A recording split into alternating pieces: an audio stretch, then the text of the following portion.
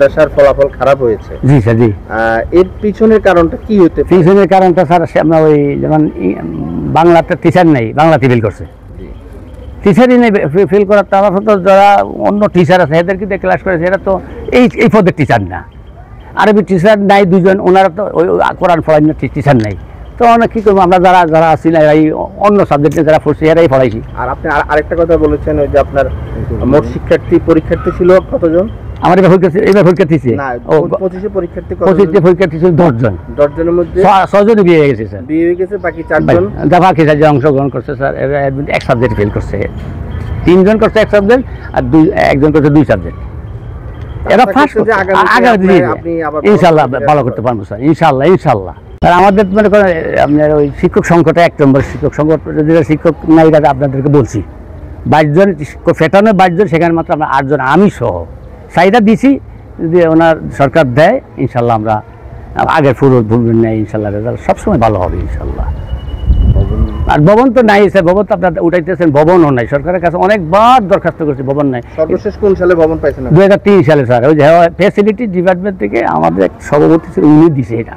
শিক্ষার্থী কম হওয়ার কারণ কি? ওই যে স্যার শিক্ষার্থী কম হইলে বাল্য বিবাহেতে সব এখন কী করতাম, এরপরে ওনাদের লোক অনেক দলাদলি করে তারপরে 2-4 জন পরীক্ষা, 210 জন পরীক্ষা দেয়। আমরা মোটামুটি কিছু ঠিক রাখি আর কি স্যার। এই আপনার মাদ্রাসাকে আগের অবস্থায় ফিরিয়ে আনতে, জি স্যার, আপনার দৃষ্টিতে কি করলে স্যার আমাদের জন্য আমি যদি সরকার থেকে মাত্র একটা বিল্ডিং পাই বা একটা অনুদান পাই সরকারিভাবে হয়, তাহলে আমি সাথে সাথে আরো বাড়বো ইনশাল্লাহ। এটা তো আপনার অবকাঠামোগত। জি। কিন্তু শিক্ষক মান উন্নয়নে কি করা প্রয়োজন স্যার? শিক্ষার মান উন্নয়ন তো মনে করেন এই শিক্ষক তো লাগবে স্যার, শিক্ষক তো নাই।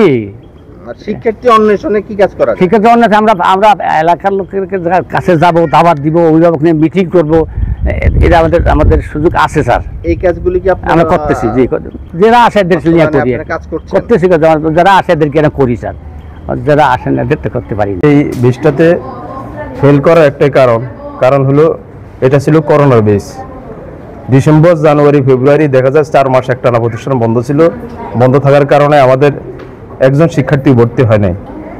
ছেলে একজন ছিল, এই ছেলে এপ্রিল থেকে আসছে, আমাদের 6-এ ভর্তি হয়েছিল। আর বাকি যে মেয়ে 3 জন ছিল, মোট 7 জন পরীক্ষার্থী ছিল।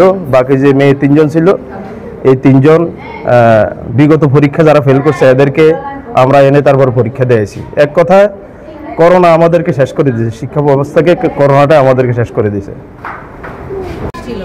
যেই কারণে আজকে রেজাল্ট হয়েছে। আর আমরা ইচ্ছা থাকা সত্ত্বেও ভালোভাবে ক্লাস নিতে পারছি না, ক্লাসরুম সেইভাবে অনুপযুক্ত, শ্রেণীকক্ষগুলো আমরা ঠিকভাবে পাচ্ছি না সরকারের। সেই জন্য দেখা যায় সরকার থেকে আমরা যদি একটু সাহায্য পাই, অনুদান পাই এই প্রতিষ্ঠানের জন্য, আমরা আরও ক্লাসরুম বাড়াইতে পারলে, ঠিকভাবে ক্লাস নিতে পারলে শিক্ষার্থীরাও ক্লাসের দিকে মনোযোগী হবে, প্রতিষ্ঠানের দিকে ওদের আগ্রহ বাড়বে।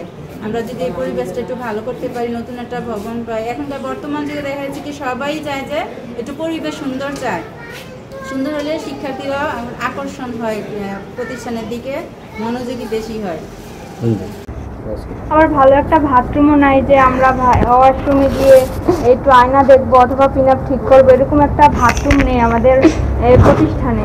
আবার আমাদের এখানে আপনার মনে করেন ম্যাম কম, একটু আমাদের পরিবেশটা একটু সুন্দর করার জন্য একটা ভালো ভবন, একটা ভালো প্রতিষ্ঠান আমরাও চাই। আমরা কি চাই যে আমাদের এরকম একটা পরিবেশে আমরা এই এসএসসি পরীক্ষা হই, আমরা একটু চাই যে আমাদের প্রতিষ্ঠানটি একটু সুন্দর হোক, সুন্দর হোক।